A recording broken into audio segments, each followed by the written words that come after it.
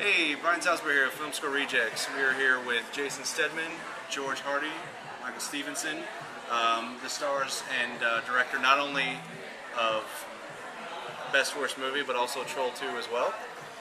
We're here talking about both films, as we at Film School Rejects are fans of both films. So I'm just going to go ahead and kick this off with a question for Michael. Can you just kind of explain to me, this is your first film that you've directed, and I was just kind of curious as to what the genesis of that was. How did you kind of come by the, obviously you're in Troll 2, so you have a knowledge base, a passion, but how did this kind of come about? Yeah, well, my background before making this film, I had done some commercial direction, and even before that, as a kid, skateboarding videos. And as long as I can remember, it was I want to work in the industry. I want to be a filmmaker, an actor, and so 5 years ago, I moved from Utah back to Los Angeles to pursue acting and filmmaking, and really was doing what everybody else in LA does, writing scripts in coffee shops, meeting with casting directors, sending out headshots and resumes. And then a funny thing happened. This movie, Troll 2, which I had really ran from, I wanted really nothing to do with this movie my entire younger years. I started getting these messages off of MySpace. These kids would write me and they'd say things like, "Are you Michael Stevenson, Joshua Waits from Troll 2? Please say it is so." And I remember just first being like, what? This is never going to go away, because as you got to understand, when the movie first came out, actually to back that up even further, when we were making Troll 2, we all thought we were making a great horror film. And I imagined, as soon as this gets done, we're going to go to the local cinema and watch my movie, and I'll be a movie star. That's just how it happens, right? Well, no, it didn't happen that way. Christmas morning, a year and a half later, I'm unwrapping presents, and there it is, this VHS tape called Troll 2. And I hear my mom, she's like, "Michael, put it in, it's your movie, let's watch it." And we stick it in the VCR. 7.2 seconds into it, my dad's jaw drops, and I just remember him saying, "Oh, Michael, this is a terrible movie."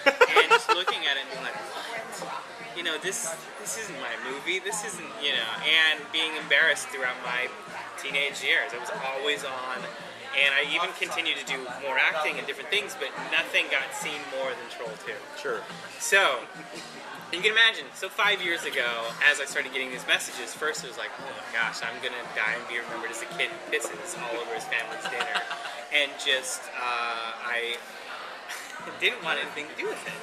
Then these messages continued to come in with pictures. And this was before any of the Troll 2 screenings. And these pictures would have 7 or 8 kids in a basement watching Troll 2 together, smiling, having a great time, dressing up as goblins, eating, cupcakes that said, "Eat me," and green frosting across the top.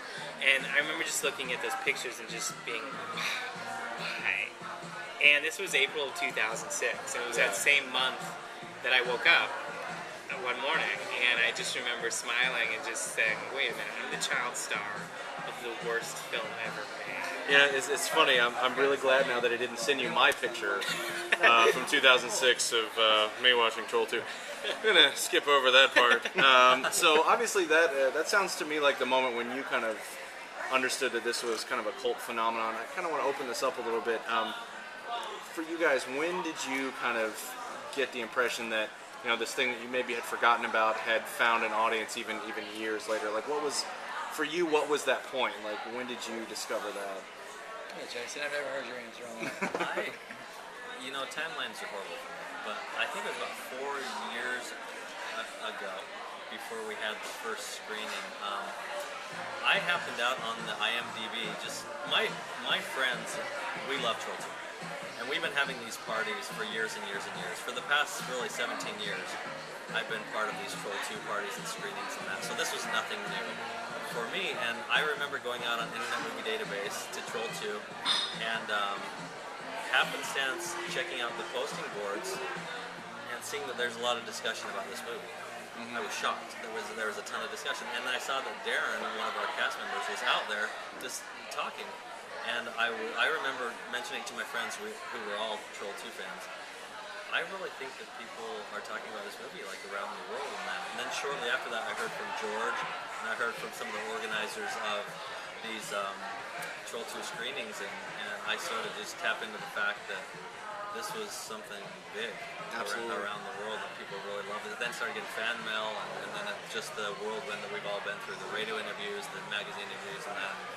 Just really to this day, I know these guys are definitely much more involved with all of it, but to this day, fairly shocked that this is happening in life, but it's been a wonderful life experience. Very fun. Very cool. Very cool. Yeah. It's interesting, the word happenstance is so true, or fate, what have you, but all of this came together about April 2006, and the internet is kind of the reason all three of us are here now, as a result of... It's kind of the reason we're here as well. I definitely sympathize The with internet, I love the internet. Oh my God, I'm on it all the time.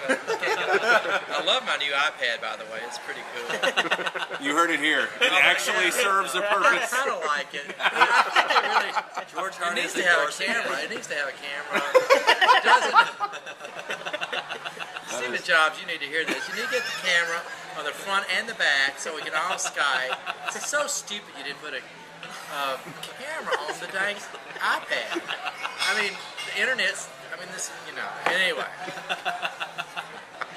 That actually brings me to my next question about Yeah. Steve Jobs. No, I mean, gonna it's just kind of the fate. It's Like, a natural have transition. happenstance. I mean, we're all three here, you know? Same thing happened with me, and that was when, Troll 2 was #1 on the bottom 100, that I get a phone call, and I go look at it. I didn't even know what IMDb meant. My VHS copy had dust on it, I swear, that thick. It was in the very back of it was behind, my VHS copy was behind one of those big old, this is before flat screens. One of the big tube TVs. Yeah, it was way behind it. It was way behind it. It had fallen over behind it. And when I found it, I thought, well, heck, I might as well try to look at this thing again. And I had run from it like they had. But really, I just remember the dust was everywhere. And I put it in after the, scene, and I couldn't watch it. I just could not watch it. So I get a phone call. I mean, I called. There was a number at the bottom of the forum on that IMDb list. Please call this for the first Troll 2 screening or whatever. So I called the guy that was putting it together, and he gave me these guys' numbers because I had to find out what was going on with them. And I called you and you. Michael couldn't make that first screening, but from there, I got tackled at that first screening. Oh, And absolutely. I did. It was amazing. I thought, what? This is so weird. This is weird. Yeah. Don't you remember that? I do. I mean, the screenings, the first couple, I remember the very first one in Provo, going down there like going, I don't know if anyone's going to show up to this, but it's going to be fun. Packed. I felt the same way in New York. I was just terrified. like, I don't know if anyone's going to show up. Then I'm in my taxi and get this call from someone I knew from DC, like going, Stedman, can you get me in? Because it's sold out. I was like, but almost every time, it's like we wouldn't believe that this was happening. Couldn't really believe this was I was happening. terrified. I mean, on the cab ride over to New York, and this was the very first screening that we filmed for the documentary. I remember just thinking the worst. People were going to throw tomatoes at us and boo, and you guys suck. And we pulled up to the theater, and there's this long line outside of the theater, and we didn't think it was for Troll 2. And we get out, and everybody started recognizing George, and the line erupted. And I'm like, Farmer Waits, George Hardy. And George is like, come on, Michael, this is great. fun. Let's go. And- I don't believe this. These And- people actually like us. And that actually was a moment. I'll never forget raining. George's It was look. raining. Because I looked at his face and I thought, man, this is the story. Yesterday he was drilling cavities, and now he's signing Stedman, autographs. all three of us walking down that line. These people had come from Miami and Los Angeles, Seriously. and they came all the way from South Carolina. Some of them hitchhiked there. Yeah. On a Thursday night, it was raining, and the line was like wrapped around the block. It started at 9:30 at night, and we just said, let's go have some fun. That was the first night that I signed a girl's chest. I never thought that would I happen. have that on camera. Yeah, we have that on camera. Now, do you really think that's ever going to happen? It comes from two different things. It comes from making the best movie ever made, and making the worst movie ever made. I mean, the distinction is exactly the same. Totally. Very cool. And that's kind of going into my next question. Actually, the festival buzz around Best Worst Movie now has been insane. And almost as warm and receptive it seems like as the Troll 2 reception. 20 years out later from its release. So have you guys kind of felt that same buzz, that same tingle as the first time you went to a Troll 2 screening and realized, holy crap, people like this movie, as the first time you went to a Best Worst Movie screening and realized that everybody that loves that movie obviously is latching onto this, but I mean, this is introducing a cult phenomenon to a whole new group of people. I mean, did you guys kind of feel that same vibe, or what's the festival circuit been like for you guys?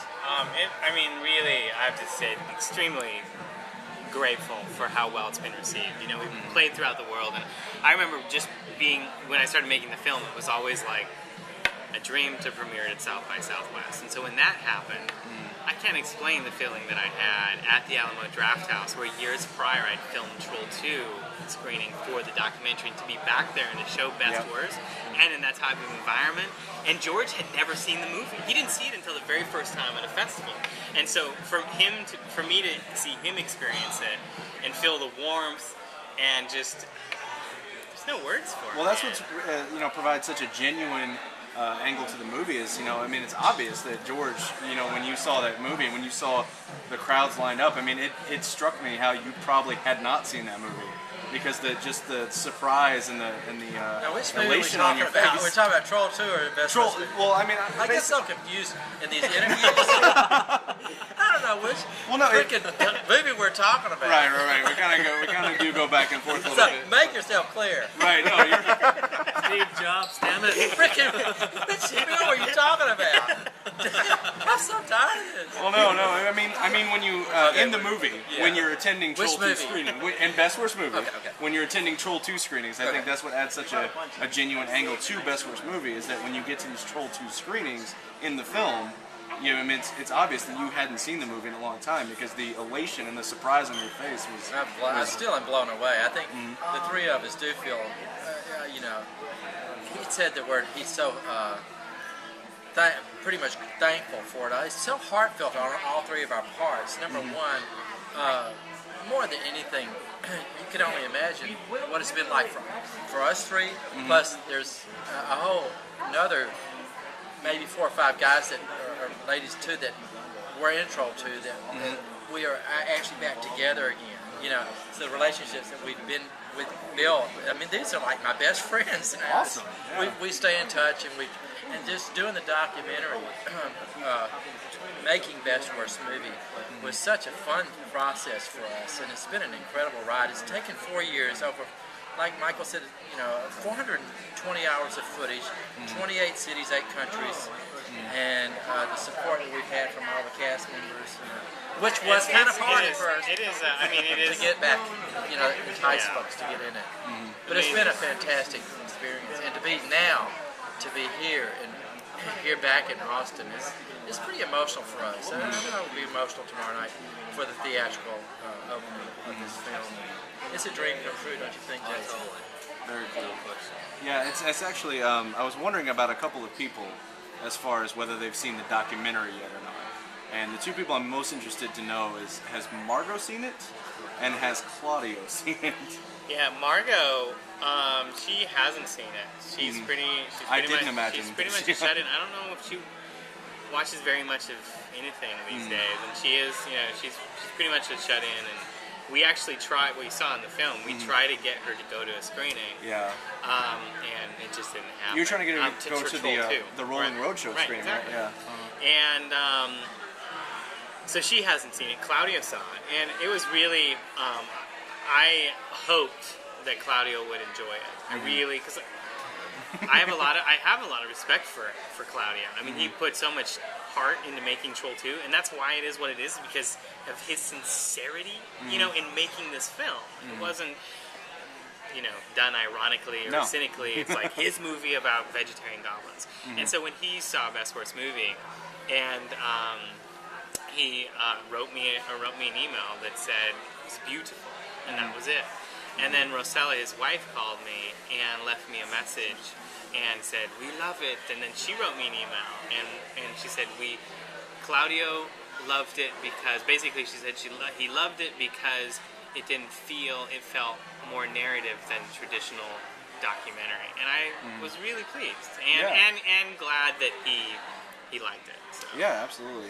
It's honestly not the response I would expect from him, given his responses to other things in the documentary. Right. But yeah, that's excellent news. And and there's the funny thing about Margot in the documentary is there are interactions between you guys and Margot in the documentary that are funnier than things that are scripted in comedies. Like, I could not believe what I was seeing.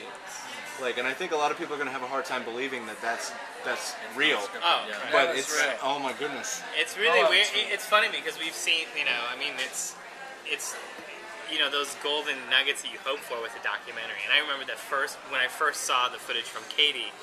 I mean, I don't want to spoil anything, but of that during that scene and just being like, oh, thank you, and just that's pretty amazing.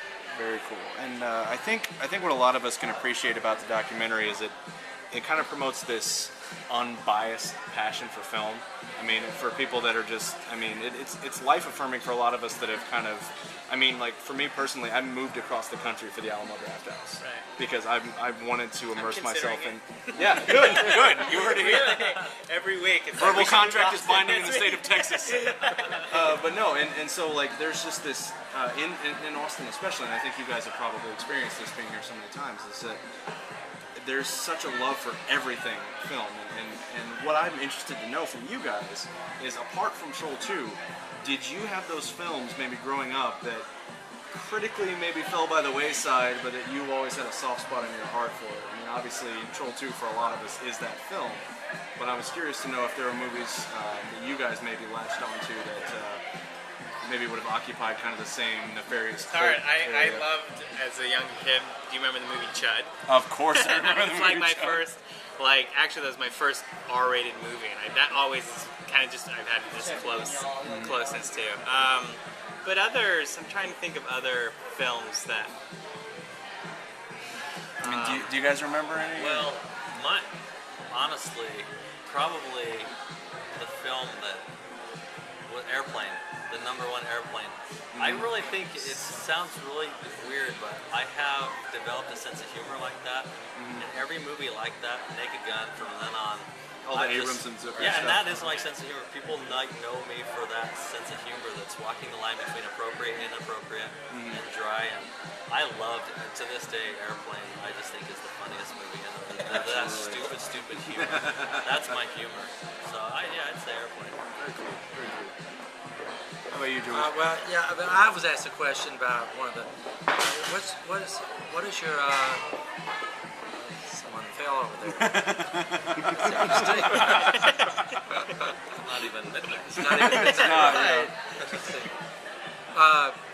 What is your paper here? What's your major paper in The Austin? Chronicle and the Austin American Statesman. Yeah, it was the Statesman of the Chronicle. I forget.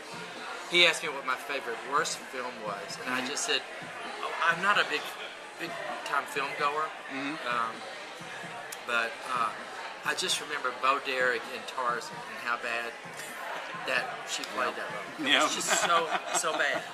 That just stands out. I just never forget her peeling that banana. Remember that part? Where Yeah, she's I peeling remember. that banana? That was just. Yeah. I thought she's peeling that banana like that. Yep. I mean, Remember that? there's a very specific purpose for that scene, I think. Oh well. Bo Derek was great. I'm not. Bo, you're beautiful. In case Bo Derek is watching this interview. Bo's watching it. I guarantee. Bo loves this will stuff. see this. I guarantee you. I heard you guys are really getting really big. This is. Yeah, I mean, So she's probably going to see we've this got thing. decent traffic. I'm You are not really sure. great. I'm not sure how much Not really bad. femme fatales of the '70s read us, but I know that our traffic is pretty decent. Bo great will at be 10. writing him fan mail. Steve Jobs will be writing him hate mail. Yeah, it's going to be an interesting reaction, I think, to the interview. Definitely. Actually, I had a question for you, George. In the doc, there's a very marked kind of character arc that you have, and it sounds weird because it's a documentary and it's just you being genuine. But there's like you start off, kind of strangely distant from the Troll 2 phenomenon, and then obviously being a big part of it. And then you get to the point toward the end where it kind of feels like you're not necessarily over it, but almost where you feel that it's run its course, and it's like it's behind you. But you also mentioned how much acting appeals to you, and I'm curious, as this documentary has kind of gained strength, how has that affected your desire to? Are you still wanting to get back into acting, or are you still pretty much? I'm just a really confused person, probably. I don't know what the hell I want to Do any of us know what you want to do? Yeah, that's a good. I don't. I don't think I could be a good actor. I really don't think I could. I can't remember lines. I'm too ADD, I guess. I just can't. I don't understand how folks can. Meryl Streep and Tom Hanks and all those people that do. I sometimes watch these movies and they'll go like 2 hours and do this monologue, and I'm thinking, how the heck did you memorize all this stuff? Yeah. There's no way I could do it. Could you do that? George Hardy. This is George Hardy. Reality shows. I want to be. Like I a would host like of a that. show. Yeah, host of a or show, someone that right. you send to like the Academy Awards, a reporter and that. Yeah, absolutely. That is seriously. If No, anyone's but watching that needs one, this is your. When you're making a documentary, what's interesting is Michael. At first, he's being the main subject. And Jason, Jason's so cool. He's the coolest guy in the world. But when the camera turns on me, it's like, I gotta look good and all this kind of, I gotta be Mr. Macho kind of stuff. That was like the first thing, and it was the first thing. And Michael said, "George, you just gotta be you," And I was just going, well. Okay, I was really uncomfortable with it. But when you wake up in the morning at 7 a.m. and there's a camera in your face... Yeah, you really don't have a choice. You don't have a choice. I thought, I am sick of this shit. I am tired of being filmed. And that was when Michael caught my true essence. Yeah. So I do get tired of seeing the documentaries. Very cool. Very cool. So, just to kind of encapsulate all this, wrap it up a little bit, just if you could just give me a few words from each of you, just kind of about maybe your kind of final thoughts on like everything, kind of feeling like I kind of feel like Best Worst Movie is the perfect kind of send off for Troll 2. Not that it's ever going to leave my collection whatsoever, but just kind of a perfect little ribbon on that whole project. I was just kind of maybe just a few final words from each of you about. Troll 2 Best Worst Movie, just kind of the whole experience there, and what it's meant to you. I think the Troll 2 and Best Worst Movie both celebrate that communal nature of watching a film together. And I think that's why people go to movies, and to have that experience. And I think in a time where people are watching movies on phones or whatever, it's nice to still go to the theater and watch a film together and have that shared experience. Yeah, one of the wonderful things about Troll 2, as we've met the fans, been around the nation and the world, and that is it's a film that brings people together, that people connect with. It's helped people, it's moved people, it's changed people. Really, this crappy film has done this. I don't think there will be any exception with Best Worst Movie. I think it's very much moved people. You'll laugh. It watches like a narrative. I think that's what's so wonderful is these characters are so... People can identify with each character. They'll be moved, they'll laugh. They'll experience a range of joy. Anything you want in a movie, you're going to get from Best Worst Movie, like Troll 2, just in a different way. And for me, I feel a lot of thanks and gratitude to the universe that this happened. That Rosella and Claudio wrote this ridiculous adult fairy tale, 20 years ago, and now it's just exploded. And now to be a part of, I think I hear from a lot of people, this is one of the best documentaries that's come along in decades. I would totally agree. I want to applaud Michael. And that's honestly, I'm serious. That's not overpraised. It's really. It's amazing, and to be a part of that, and to be, you can only imagine for us what it's to come back 17, 20 years later and the relationship now. Sure. It's really, I'm so thankful for it. I'm grateful. Thank you for the interview. Well, I want to thank all you guys for participating, and go ahead and sign this off for Film School Rejects.